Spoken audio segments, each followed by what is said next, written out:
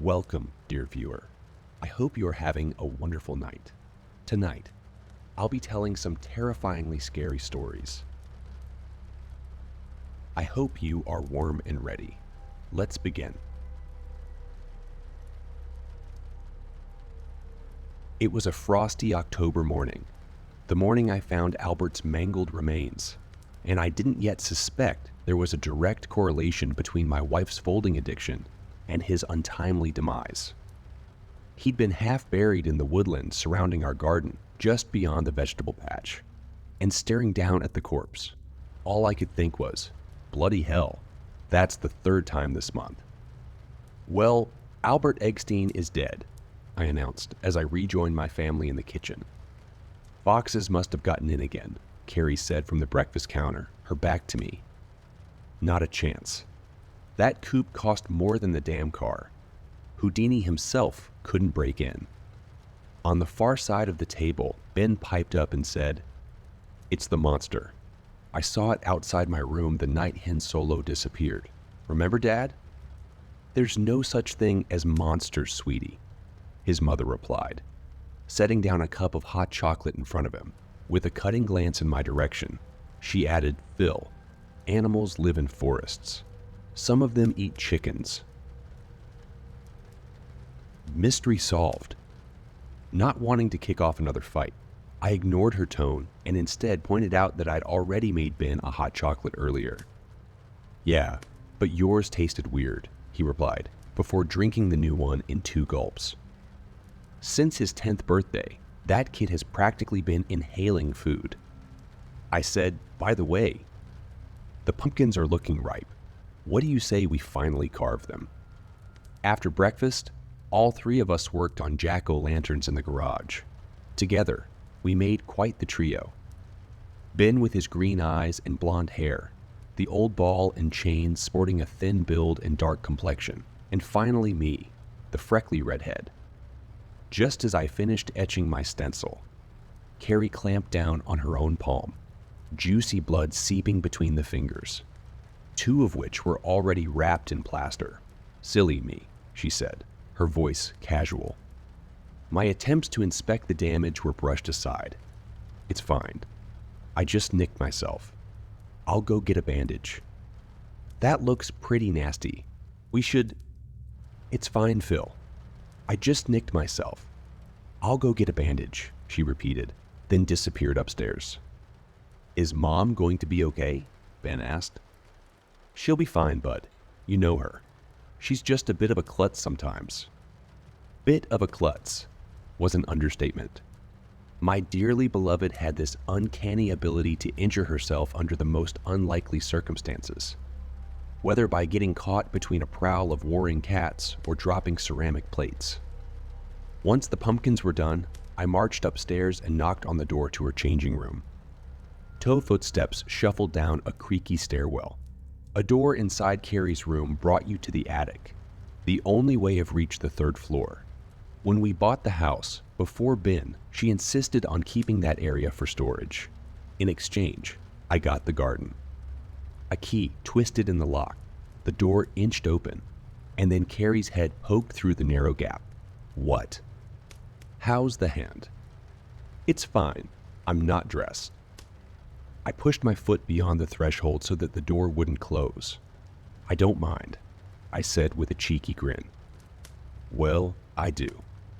Had I not reeled away, that door would have mashed all 5 of my toes. In order to maintain the delicate feng shui, Kier's room remained strictly off limits. She kept things neat and meticulously organized, especially clothes. 3 days later, while Ben and I played Fall Guys in the lounge, he out of nowhere said, "You'd never move to Australia, would you?" Where's this coming from? Gary's parents argued all the time, and they split up. Now, his dad sells surfboards in Australia. From the anxious expression, you could tell he'd given this matter some serious thought. His parents' compost heap of a marriage had clearly alarmed him. "I promise if I move to Australia, I'll take you with me. How's that?" Even after a friendly nuggie, the poor kid still seemed upset. "Something else on your mind, bud?" He lowered his gaze and shivered. I saw the monster again last night. It was watching me sleep from the hallway. My hand dropped onto his shoulder. Hey, you know they're just dreams, right? The scariest thing you'd catch wandering around this house after dark is your mother in her face cream and hair rollers. After tousling his hair, I carried our empty chocolate wrappers and Pepsi tins toward the kitchen, but on the far side of the door, I froze. The needle I didn't feel was only a warm puddle growing beneath my foot. As I hopped toward the bathroom, blood splashed all over the white floor tiles. Carrie appeared, said, "Oh," then followed me along with a dish towel, soaking up dark red pools.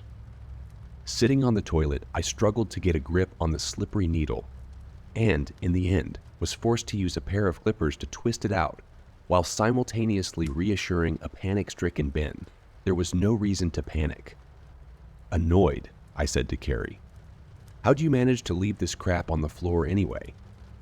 "It must have dropped out of my sewing kit," she said, her rag wet and squelchy.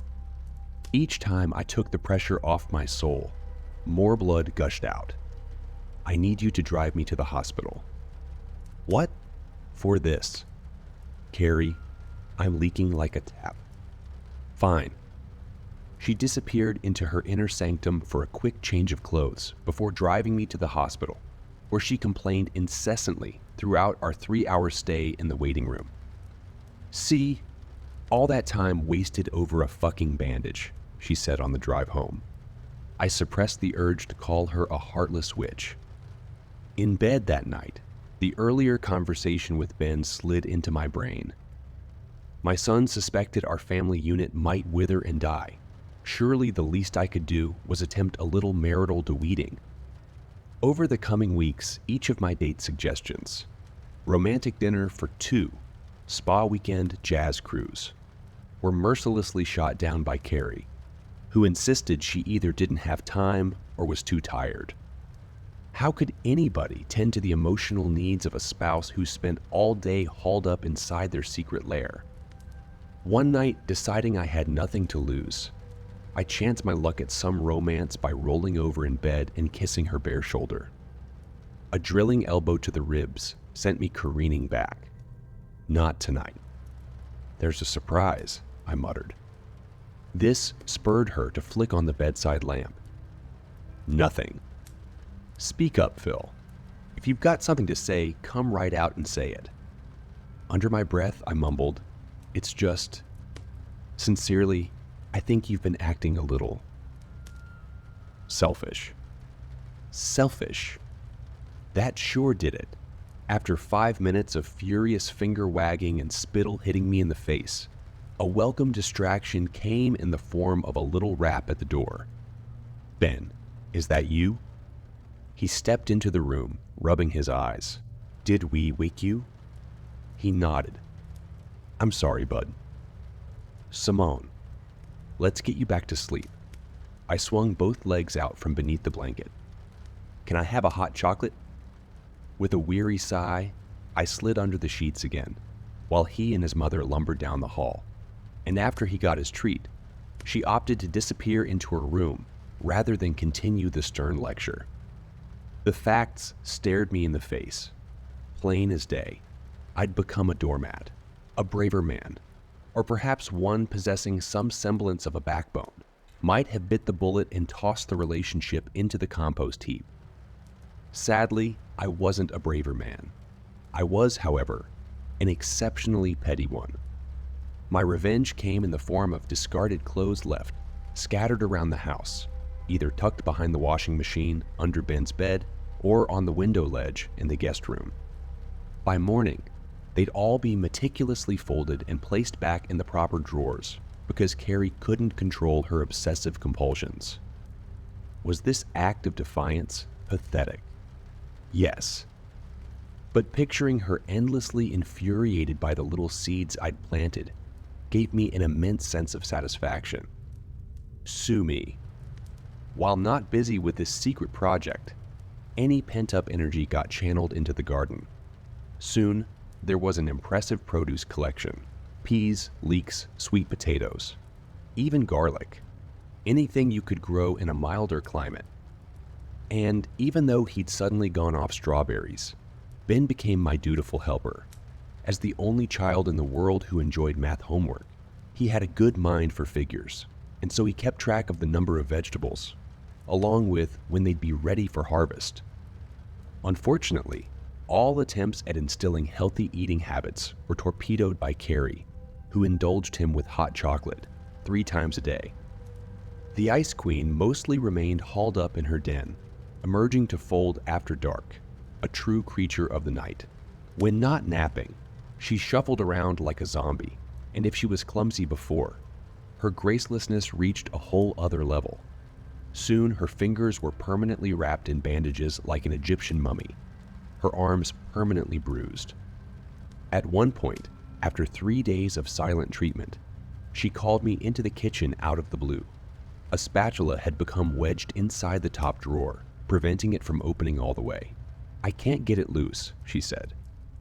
She put one foot against the wall and pulled with both hands.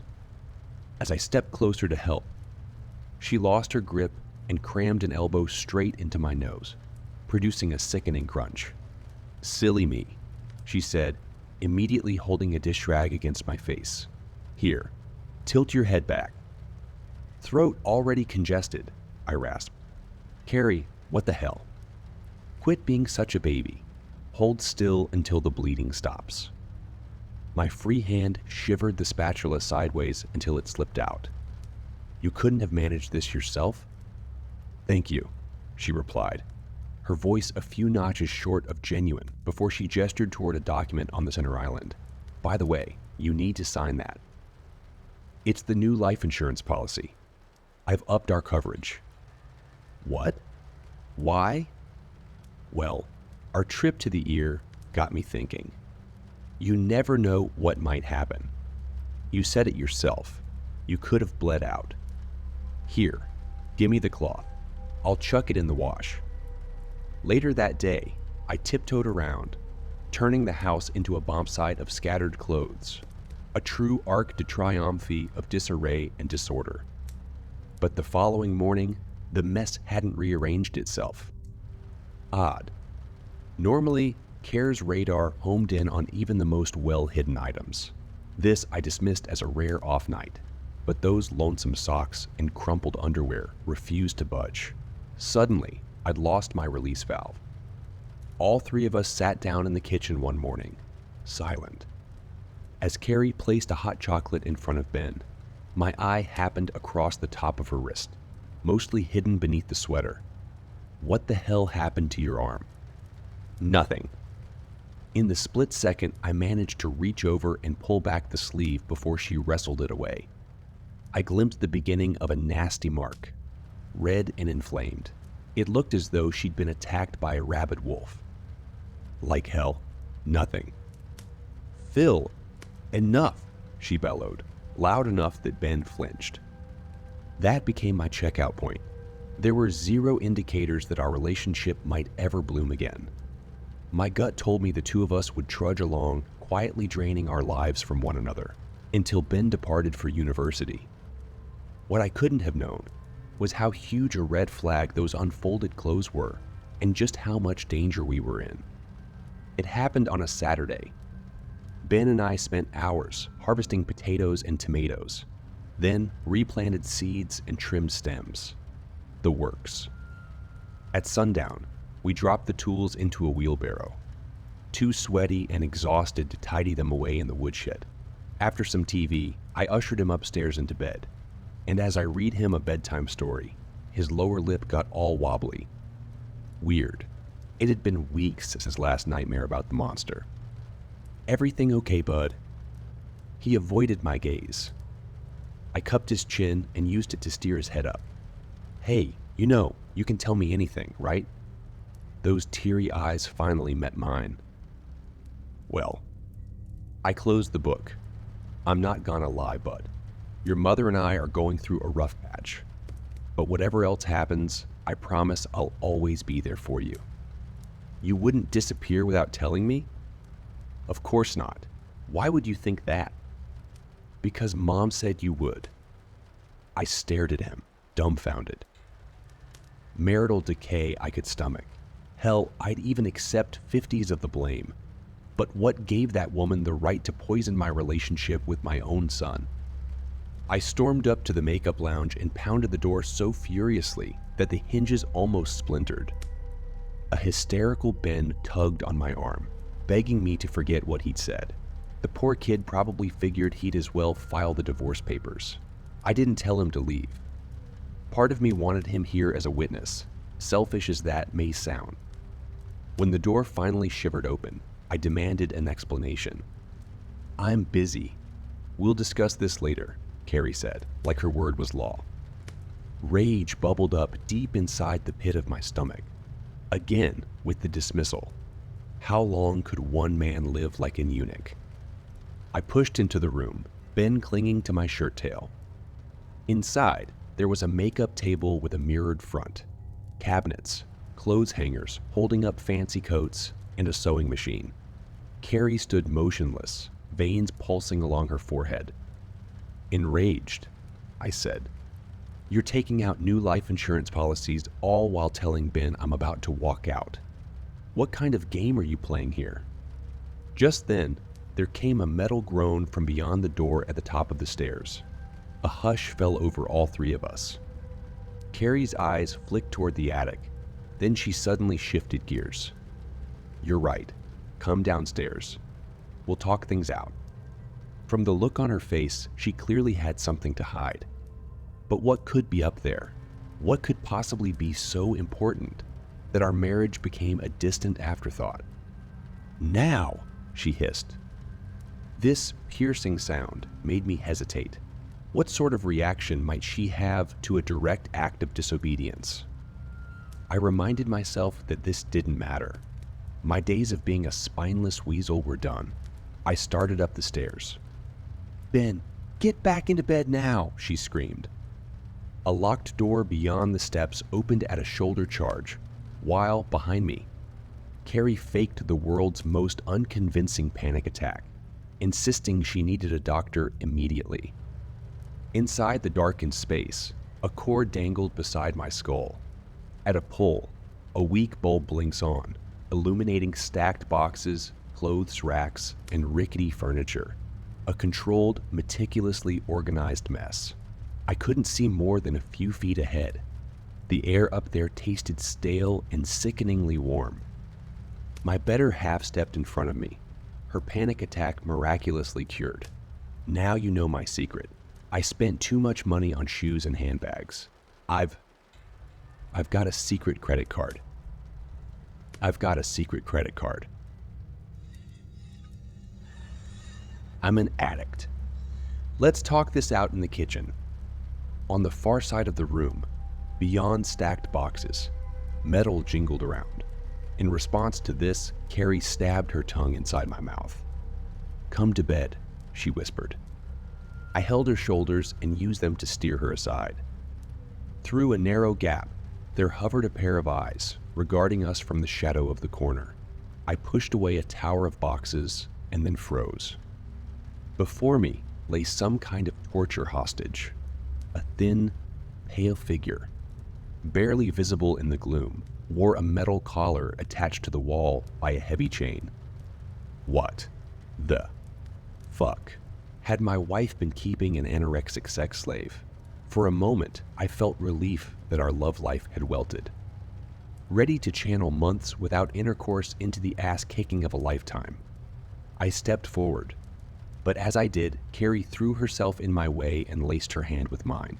I didn't want any of this. Nick, he manipulated me. I had no choice. Nick. So this bastard had a name. As I took a second, harder look at the intruder, my voice died away. Those eyes glowed. 2 circles of green light and the outline of a skull marked by liver spots. Beneath pale skin, vertebrae, cartilage, and muscle fibers shone through, connected by a network of blue and black veins. I didn't think anything so frail could possibly live, yet the concave chest went up and down in little heaves, the chain rattling away. At first, I could manage alone, Carrie continued. I just let him have a little taste of my own every now and again. Or I'd fish tissues and clothes out of the bin whenever you got cut. He'd wander around the house at night and nobody got hurt. But lately, sustaining both of them, she hesitated as though realizing what she was on the verge of saying. I just haven't been able to keep him. Satisfied, I hoped the chickens might do, but he said there was no substitute for humans, and the less I could feed him, the more dangerous he became. Then he said I had to let him eat you. He said we had to get rid of you, but I refused because I love you. That's when he took a bite at me. She held up her wrist, the scar still prominent. So I locked him away up here to keep you safe. To keep us safe. A soft hand caressed my cheek while she reaffirmed her love, her right arm behind her back. Come downstairs. I'll explain everything. This pathetic act didn't fool me. When she made her move, I was ready. My hand caught Carrie's wrist in midair, the knitting needle halting mere inches above my left temple. Her eyes went wide with fear. The two of us stood there, my fingers sinking deeper into her flesh. She released the weapon, which dropped onto the floor, and when she tried to wriggle free, I let go. Her momentum carried her across the room, toppling over a box of garments along the way, where her skull collided with the angled wall. A red ink blot smeared across slanted wood boards as she slid onto the floor, directly beside her secret lover, whose nose twitched like a rabbit, sniffing out a juicy carrot. He leaned over her as far as the chain would allow. "Nick," she rasped while he hunched over her body, drawing long, satisfied inhales. Frail hands, capped by long, curved nails, ran all over her damaged skull, and then the creature licked blood off its fingertips, groaning with delight. Every subtle movement carried this elegant, almost regal manner. His mouth opened, revealing long, curved fangs longer than cayenne peppers. Fangs capable of stripping flesh off a live chicken. Groggy and confused, Carrie's eyeballs rotated up towards him. Darling. A single digit was pressed against her lips. Her companion smiled. Then those fangs plunged deep into her neck. Carrie shrieked, her body quickly draining any sort of nutritious element. She deflated like a balloon after someone released the stem, her squeals becoming raspy croaks, quickly melting away. This macabre display startled me with a shocked gasp. Meanwhile, Nick's muscles flexed and writhed, his belly swelling. Blonde hair sprouted from the taut skull, his spinal column becoming less defined, and the wrinkles less pronounced. Now he appeared almost alive, better ripened. As the withered husk, vaguely resembling the lady I married, slumped onto the floor, a voice behind me screamed, "Vampire!" This broke my paralysis. I spun toward Ben, whose cheeks were wet with tears. Oh shit. Even though this awful series of events made zero sense, I knew we needed to run fast. I maneuvered him toward the stairs with a series of stiff, desperate shoves. From across the space, there came a metal groan, and I glanced back right as the prisoner snapped the chain binding him to the wall with his bare hands. Although free, he didn't come after us immediately because colored garments spilled across the floor, collateral damage from Carrie's earlier tumble. My wife's lover scooped these up, began folding, and set them on an antique side table nearby. Holy shit, the cereal folder wasn't Carrie, it was Nick. Those dazzling eyes scanned me from head to toe, a long, forked tongue whipping across a thin set of lips. He appeared completely calm, like the idea of us escaping was simply unthinkable. The steps flew beneath Ben and I's feet. We charged past the makeup room downstairs, along the hall, and into the garage, only to discover a shadowy figure hanging from the rafters like a bat. How on earth did he move so fast? We frantically scrambled for the sliding glass doors at the back of the house, but outside, beyond the vegetable patch, the shadowy figure sat perched on a fence post. those glowing eyes silhouetted against the darkened forest. As a wintry breeze carried a cruel, quiet laugh across the garden, it occurred to me that this cat and mouse game most likely delighted our pursuer. There was nowhere to run or hide. That left only one option. The wheelbarrow lay perfectly still, 15 meters ahead of us. I ordered Ben to make a break for the woodshed. "But Dad," he protested. "Move." Heart pitting in my chest, I trampled over strawberries, grabbed the head shears, and held them out defensively. A single leap made Nick sail straight over the vegetable patch. Before I even knew it, an icy claw clamped tight around my throat, the force driving me down amongst the broccoli, breathless. My hands unintentionally released the shears. Above me, a glistening tongue slid out to wet the grinning mouth. I glimpsed pink-stained teeth and hooked fangs. This was the end. Any second now. That bastard would drain my body and bury the remains in the soil, like the chickens. A sharp nail cut across my throat. And then Nick sucked the blood off his finger with delight. Eyes rolled back in his skull. "Oh, I'm going to make you pay for what you made me do to Carrie," he said. I was so hungry, I simply couldn't resist. He tapped his metal collar. "I want you to know, Phil, that these chains were meant for you. Carrie and I planned on keeping you locked up as an inexhaustible supply of blood. But lately, the ravenous hunger has simply become too much. What with Carrie rationing the food supply, so I agreed to be locked up while she got all. The ducks in a row, and now look what unfolded. Well, at least my sweet Care Bear will know the man who forced me to feast on her flesh died screaming in." Out of nowhere, a child-sized object vaulted onto Nick's back and stuffed some kind of vegetable inside his mouth. This sent my opponent into furious convulsions. Only when I forced myself to sit up did it become clear Ben was paintbrushing Nick's face with a portion of garlic he dug out of the vegetable patch. The pair whirled around, a bulb half lodged inside the vampire's frothing mouth. He whipped his top half forward, simultaneously sending Ben airborne and dropping onto his knees, and hacked up a tidal wave of blood, both hands clutching around his own throat for relief. Fury washed over me. Having an affair with my wife was one thing, but nobody hurts my son, not even the undead. In one smooth motion, I jumped up and grabbed the shears and then charged forward with every ounce of strength I could muster, arms outstretched. Nick was too distracted to prevent the sharpened steel from piercing his chest, right where the heart would be. When I released the handles, they stuck out all by themselves. A death rattle went up.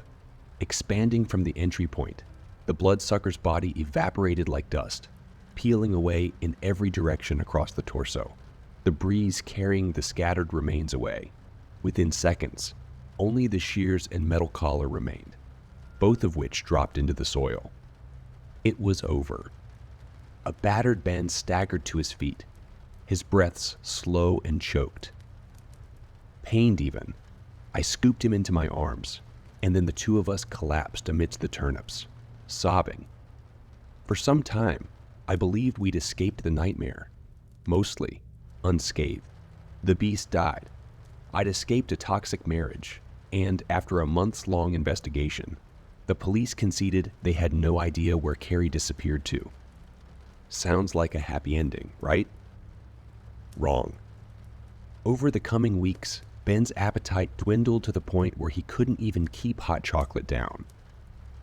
The poor kid had so little energy that entire days passed without him climbing out of bed. A series of dietary specialists were completely mystified.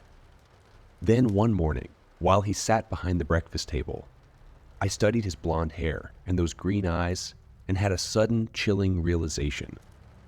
At the counter, I poured out a hot chocolate.